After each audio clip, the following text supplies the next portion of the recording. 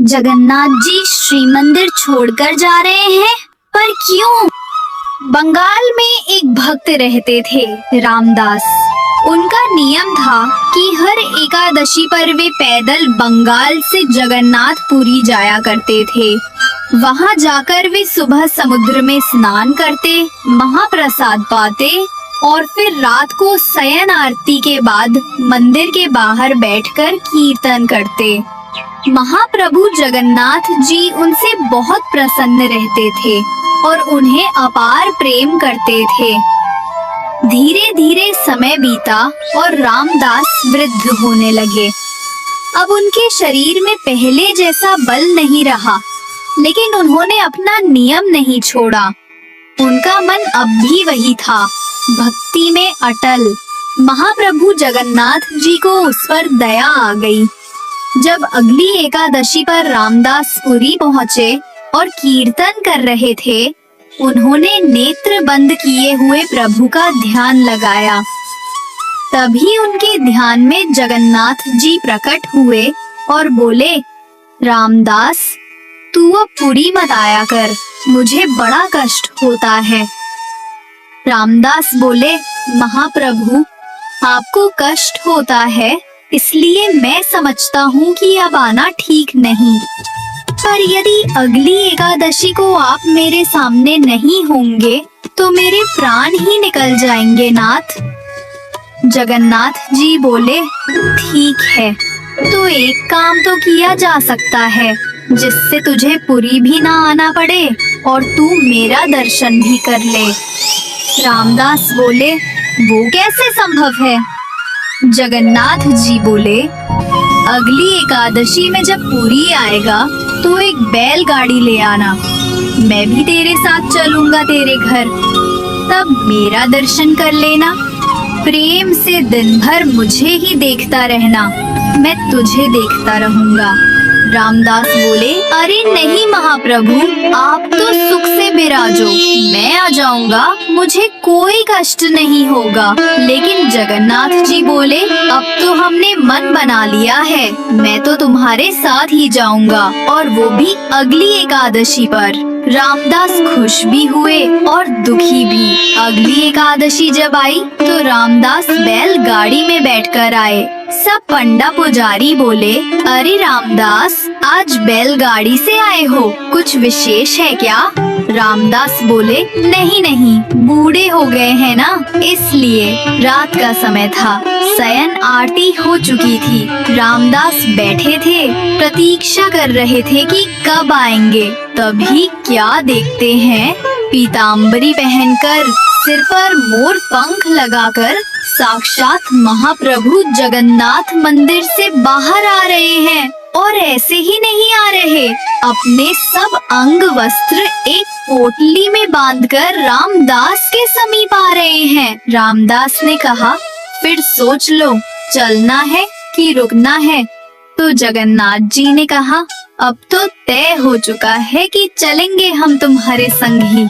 रामदास मन में सोच रहे थे, मैं तो मना कर रहा हूँ, पर इन्हें ही आना है मेरे साथ। जब बैलगाड़ी के पास गए तो जगन्नाथ जी बोले, ये बैल तो बूढ़े हैं, मैं अगर त्रिलोक का भार लेकर बैठा तो ये यहीं से वैकुंठ चले जाएंगे। भोले रामदास बोले, अब तो यही मिला मुझे, इसी से काम चला लो। जगन्नाथ जी ने कहा, ठीक है। जैसे ही उन्होंने हाथ फेरा बैलों के ऊपर, वैसे ही दोनों बैल तंदुरुस्त हो गए। जगन्नाथ जी बोले, हटो, हम चलाते हैं, ये हमारी काम की है। रामदास बोले, मैं ही चला लूंगा, आप छोड़ो। जगन्नाथ जी बोले, नहीं, मैं ही चलाऊंगा। सामने बैल हाँकते हुए द्वारकाधीश थे और पीछे सीधे साधे रामदास बैठे थे। जैसे ही मंगला आरती का समय हुआ, वैसे ही सब पुजारी बोले, ये सुभद्रा जी और बलभद्र जी तो हैं, पर जगन्नाथ जी कहाँ गए? सब जगह हल्ला मच गया, जगन्नाथ जी चोरी हो गए, ढूंढो। सबका शक गया रामदास के ऊपर। क्योंकि रामदास ही वहाँ रात भर रहते थे। जगन्नाथ जी को पता चल गया था कि सब पंडा पुजारी रामदास के पास आ रहे हैं। वो अभी पुरी की सीमा से बाहर नहीं गए थे। तो जगन्नाथ जी ने कहा, रामदास तुम मुझे कहीं छिपा दो, सब पंडा पुजारी आ रहे हैं तुम्हारे पास। पास में ही एक तालाब था, उसके पीछे एक गुफा जैसी बनी थी। तो रामदास ने जगन्नाथ जी को वहीं छिपा दिया। लेकिन उनकी पीताम्बरी का एक कोना बैलगाड़ी में रह गया। सब पंडा पुजारी आए और उनकी तलाशी लेने लगे। तभी वो पीताम्बरी का छोर उन्हें दिख गया और बिना कुछ पूछे मारपीट शुरू कर दी। तभी तालाब से आवाज आई, अरे मूर्खों, तुम्हें क्या लगता है मुझे कोई अपनी मर्जी से ले जा सकता है? नहीं, मैं स्वयं चलकर आया हूँ। तभी क्या देखा, जगन्नाथ जी के श्रीअंग से रक्त बह रहा है और पूरा तालाब रक्त मंडित हो गया है। सब बोले, क्षमा कर दो महाप्रभु। महाप्रभु बोले, क्षमा नहीं मिलेगी, जाओ, मेरे भक्त को मारते हो, शर्म नहीं आती। और जगन्नाथ जी रामदास के साथ चले गए। कुछ दिन बाद सब फिर से आए और बोले, महाप्रभु, हमारी रोजी रोटी कैसे चलेगी? अब आप तो चले आए, हमारा पेट कैसे पलेगा? जगन्नाथ जी ने कहा, यही अंतर है मेरे भक्त में और बगुला भक्तों में।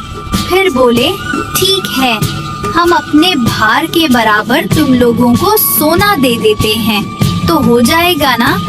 सब बोले, जगन्नाथ जी भारी तो खूब है, बहुत सोना मिलेगा। सब बोले, ठीक है। जगन्नाथ जी बोले, रामदास व्यवस्था करो। रामदास बोले, ये गलत है, मेरे पास इतना कुछ है ही नहीं देने को, मैं कहाँ से लाऊंगा इतना सोना?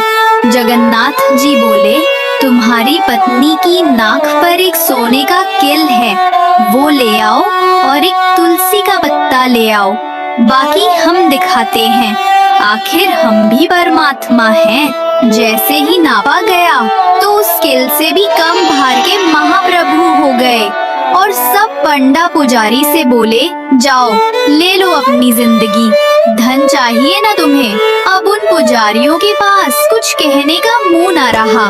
वे सब पंडा पुजारी खाली हाथ पूरी लौट आए। भगवान को कोई बांध नहीं सकता, पर प्रेम के वश में आकर वे स्वयं बंध जाते हैं। जय जगन्नाथ।